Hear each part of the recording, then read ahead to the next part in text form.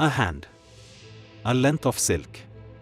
A queen, dragged by her hair, stands shamed in a court of kings. This is the moment. The Stree Apman.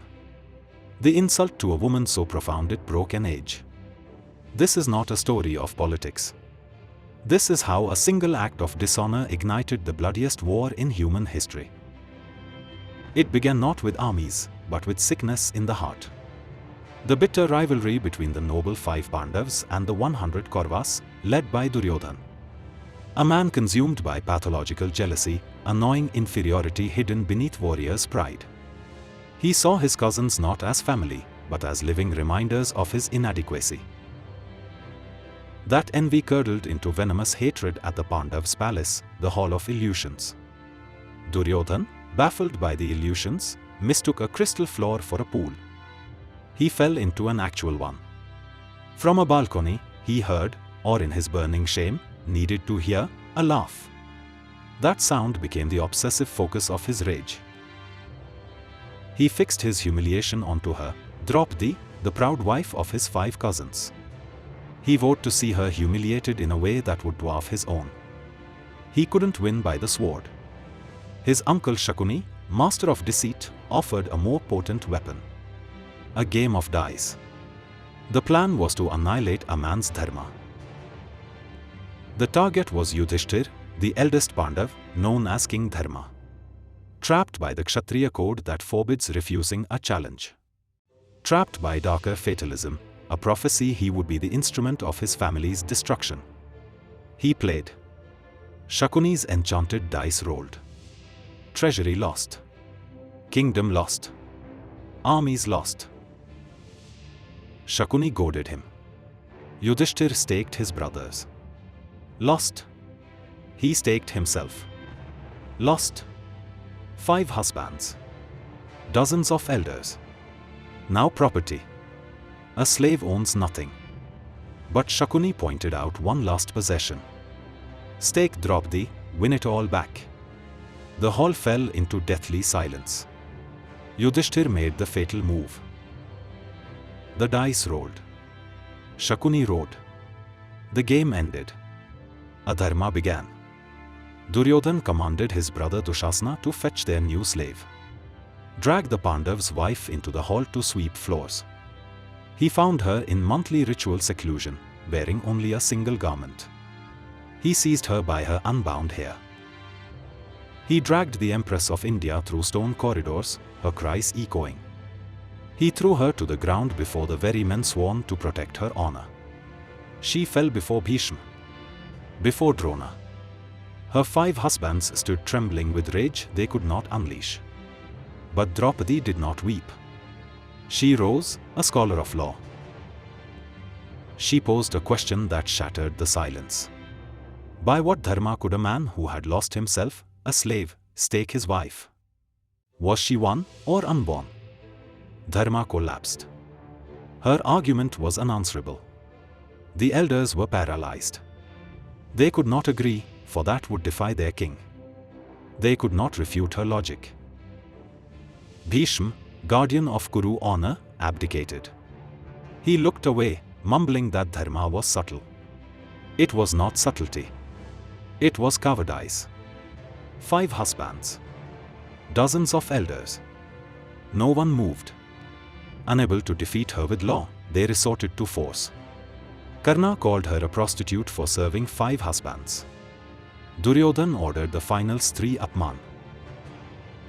He commanded Dushasana to disrobe her. Dushasana laughed. He grabbed the silk. He pulled. She held. The hall watched. Realizing no man would save her, Draupadi closed her eyes.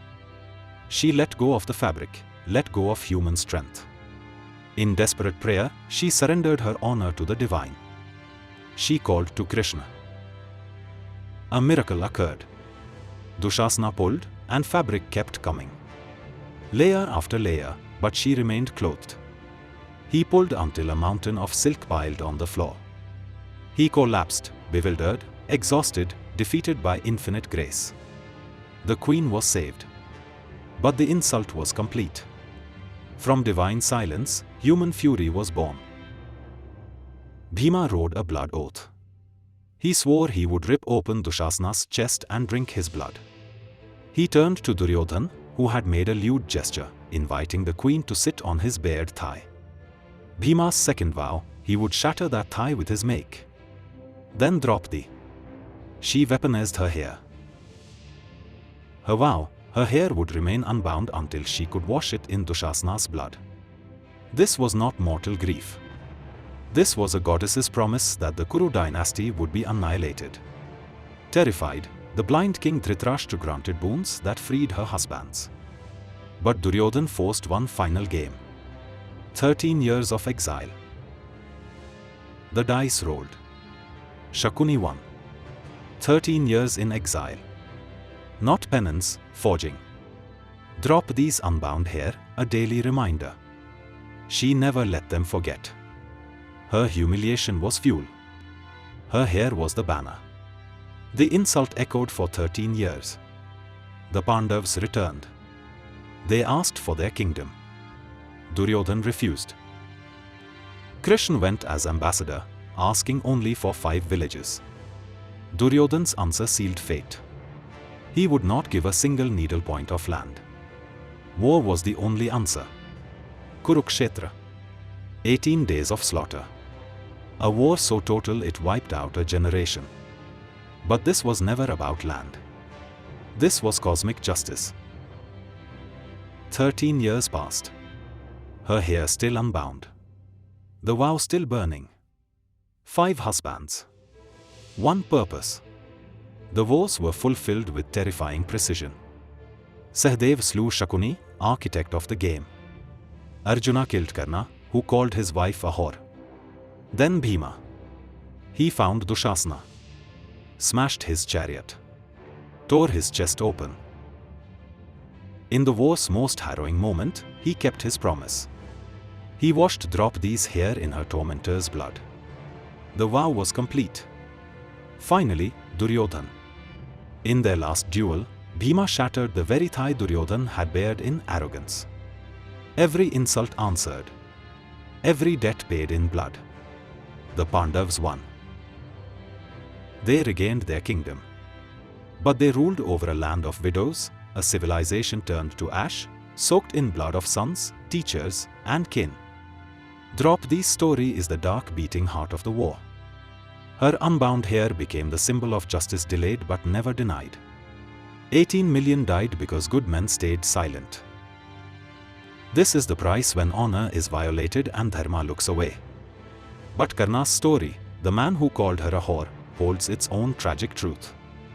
That tale of loyalty, curses, and impossible choices comes next. Subscribe to witness the oaths that shattered kingdoms.